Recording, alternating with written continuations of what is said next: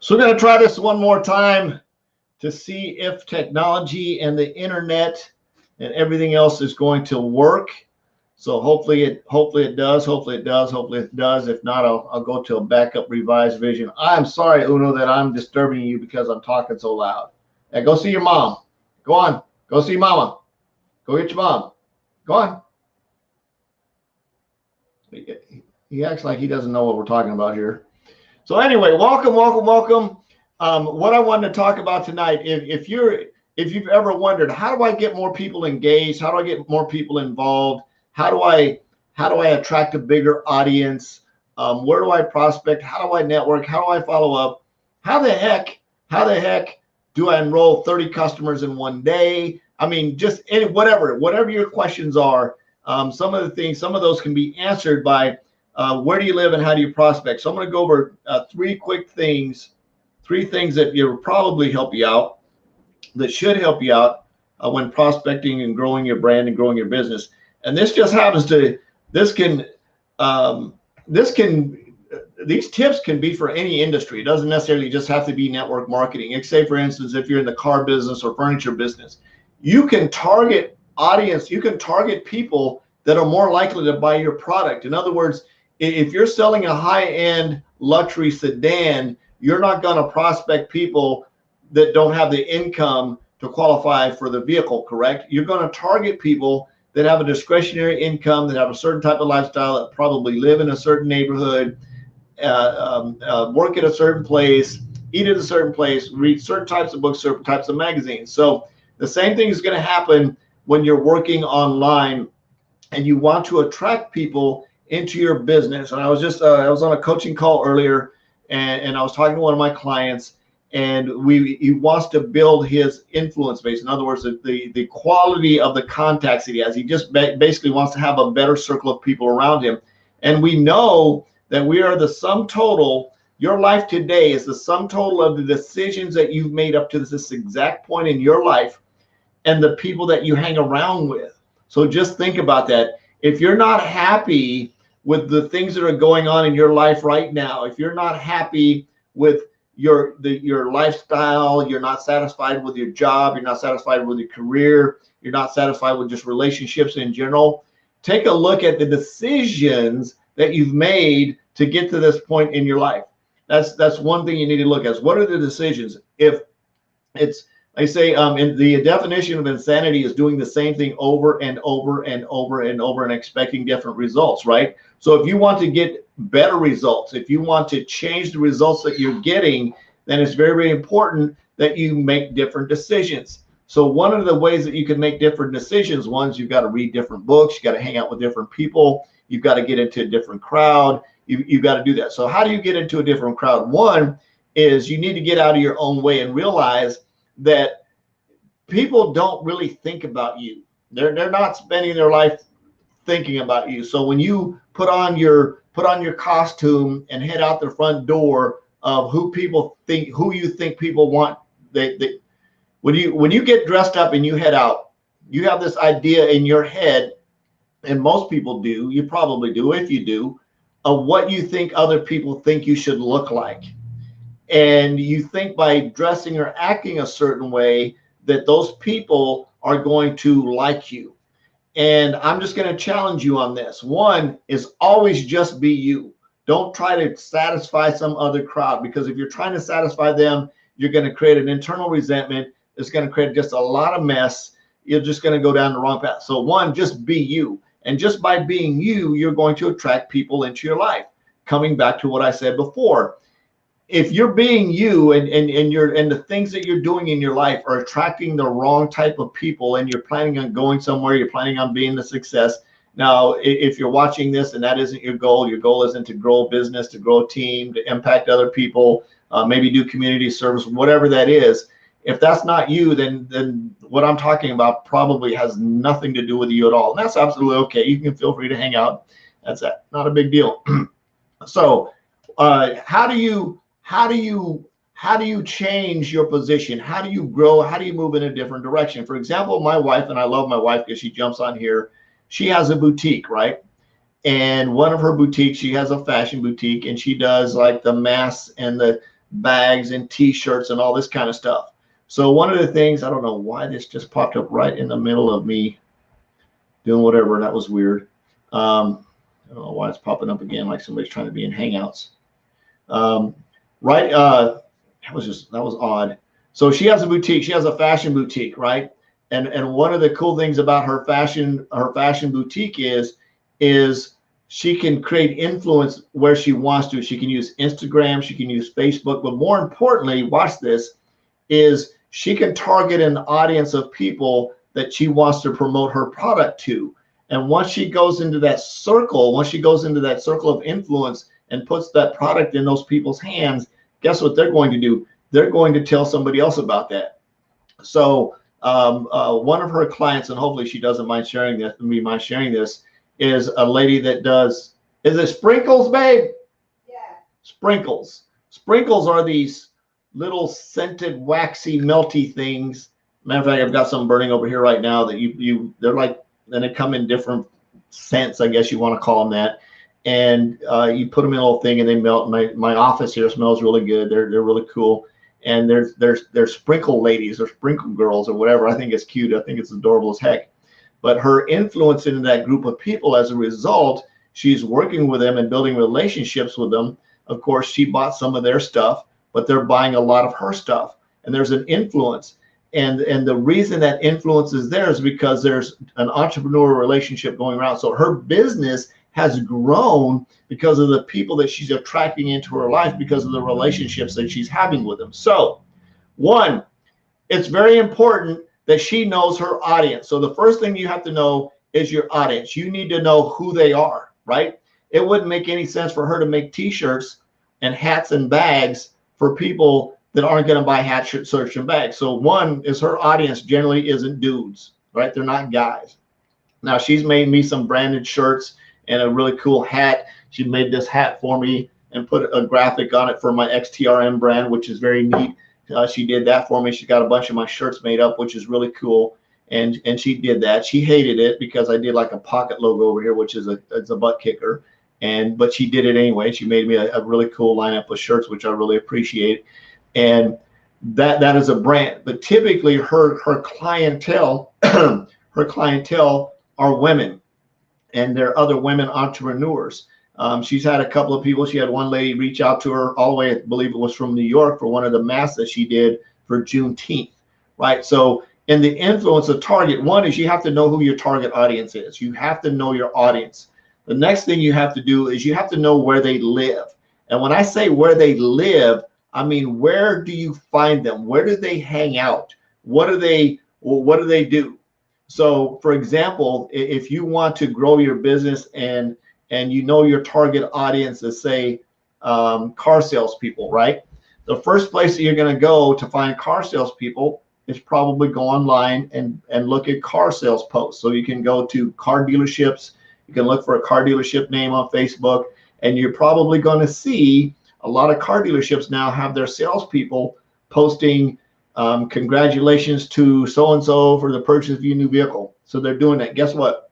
There's a car salesperson that has his name. He tells you where he works. So what you start doing is you start hanging out, right? You go in and you throw some love up on the post. Hey, congratulations, good job, good sale. And you start throwing some love, right? You start throwing some love at that salesperson in terms of, hey, congratulations, good job. Looks like you're really crushing it. And you're going to do that.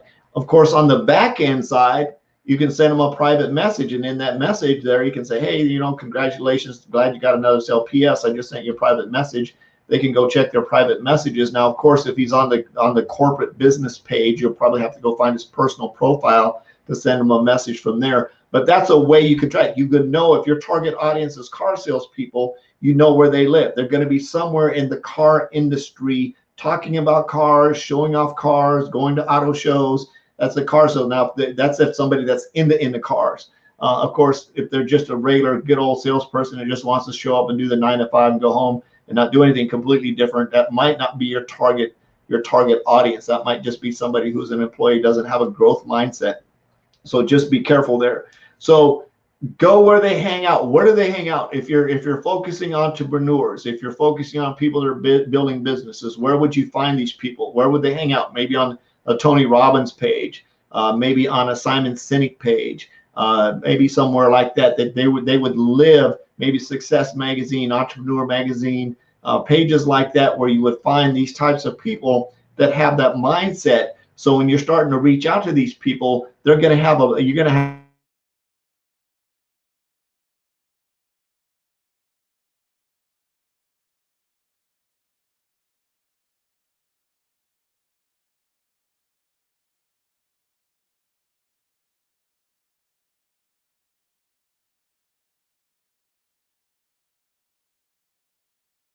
by an unstable. Okay, I'm back. I don't know what that is all about, but I'm going to get that fixed because it's getting irritating. So, influence. So, how to use other people's influence to grow your business and grow your brand. And basically, that's where I just went with that. So, you're going to go find somebody that has influence. Say, for example, a Tony Robbins, a Pete Vargas, a Tim Ferriss. Somebody like that has an influence, that has a follow. I'm looking at my list over here because I had a huge list of influencers. That's a whole nother training. And you're going to go find these people, and you're not targeting the influencer. You are targeting the people following the influencer. You're going to build relationships with those people. And I know from me, I'm a get to the point kind of guy in terms of building. So there, it's a dual kind of thing. One is I want to find these people and I want to reach out to them and say, hey, are you open to my product, service, or opportunity? If they say yes, great. If they say no, great. The no great about that is I can still go in and build a relationship with them. I can still show them some love and hopefully create some fans that are going to come and show me some love on my page and on my lives and on my posts. So you've got to think about two sides of this. As we're going out and we're cold prospecting, we're knocking on doors, asking people if they're open, we should also be putting people in our friend bucket. And I'm not saying, I'm going to clarify this. Well, you shouldn't. I'm not saying send friend requests to people that you're prospecting. That's not what I said at all. You're going to cold prospect people. You're going to knock on their door. You're going to ask them if they're open to your product, service, or opportunity. You don't send them a friend request, then do that. No, that's not what I just said. I said you're going to go out and you're going to prospect with people that are in that influence group, right?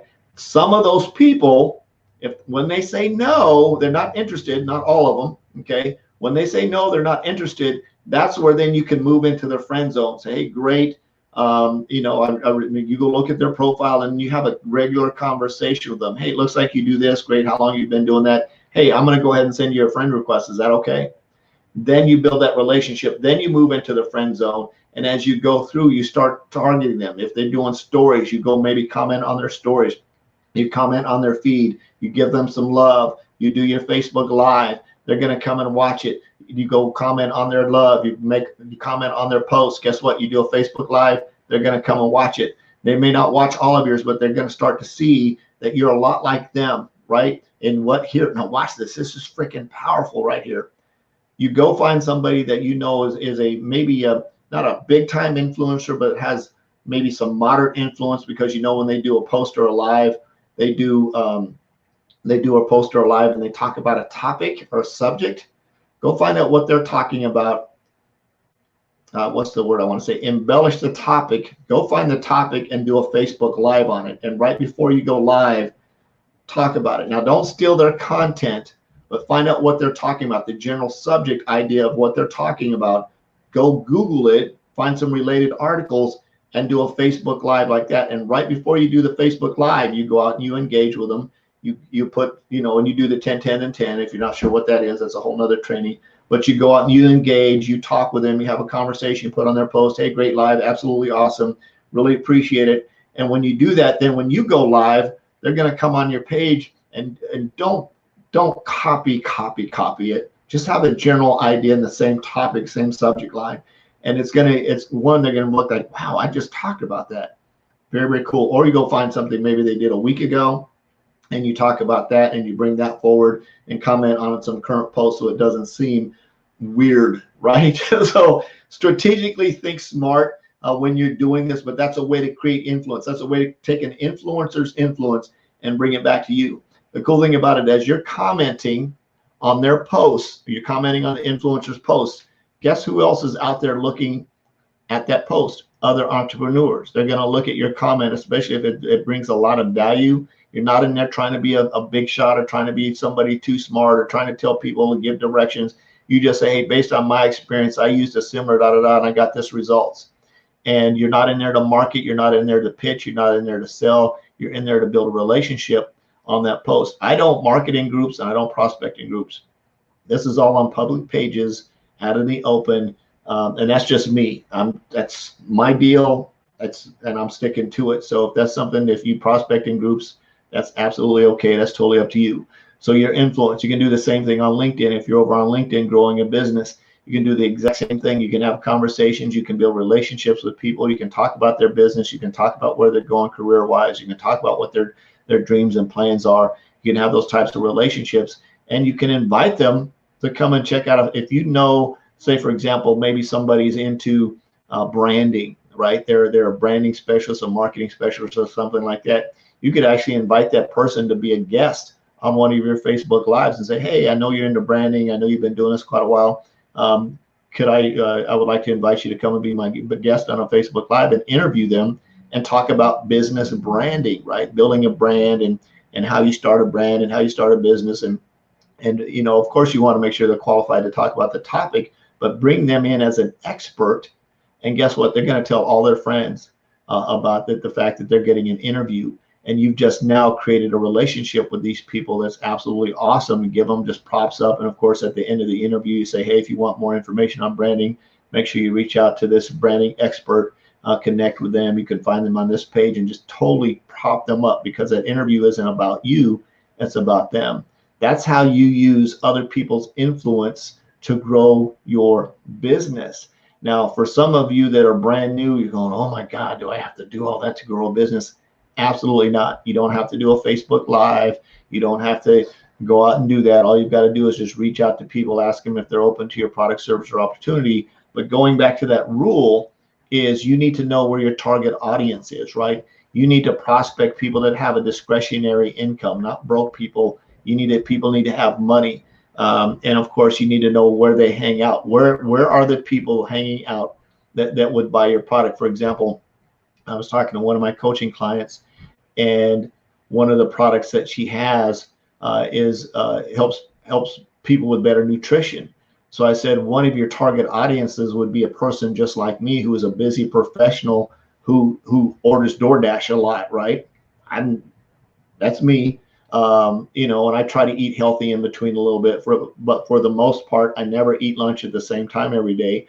But if I was be approached by someone to say, hey, we've got this really cool meal plan that's really easy, fast, and it's affordable. I was wondering if you might be open to taking a look at it. I'm gonna be like, heck yeah, I'll take a look at it, especially if it's something I don't have to think about 2 seconds. If it's something that's healthy, that I don't have to spend a lot of time jumping through hoops, that's affordable, that's not going to cost me more than what I could buy from a regular restaurant, then I'm definitely going to look at that product, right? And I'm going to look at it, I'm going to try it out, and if it tastes good, it makes me feel better, why not? So that would be a target audience, is a busy professional that don't have time to eat, right? You've got to know where that person hangs out. I just threw out a huge pro tip for all you health and wellness people. So that would be a way to target those audience, target those busy professionals that are running around, that are eating crappy, that want a solution that's fast, simple, and affordable, that they can eat on the run, on the go. Anybody that's in that type of lifestyle, right, that doesn't really have time to do that, might be somebody that would be in your target audience. Where do they live? How do you find them? Where do they hang out? So again, where you are right now in your life is the sum total of every single decision that you've made up to this point and the people that you hang around with. And I'll close it out with this. Everybody in the world has been asking me for my prospect tracker. If you like it, it's very cool. It's a Google Sheets. You have to have a Gmail address. I can't send it to you without Gmail. Shoot me a private message. I'll get it over to you. I even included a video on how to use it. It's got all the formulas pre-built into it. So all you've got to do is use it. Now, I've had quite a few people ask me for it. I sent it to them. They're not using it. But again, that's entrepreneurs are like that. I've done it. I've ordered courses and put them on my shelf. And most of the time I'll go back and use them later, but it's a really cool follow-up tool. I'm probably going to do a follow-up training video to you, a follow-up training video to show you how easy and how fast it makes it for follow-up. Matter of fact, I've got a whole bunch of follow-up tabs set up right now. As soon as I end this live, I'm going to go knock out some follow-ups. But if you'd like that Google Docs sheet, the prospecting follow-up sheet, shoot me a private message. You will shoot me a private message with your Gmail address, and I'll share it to you. This is Forrest out in St. Louis. I love you. Jesus loves you. There's absolutely nothing you can do about it. Go out making an extreme impact. Create some legacies on a mission to have no more empty refrigerators. We'll see you tomorrow. Bye-bye.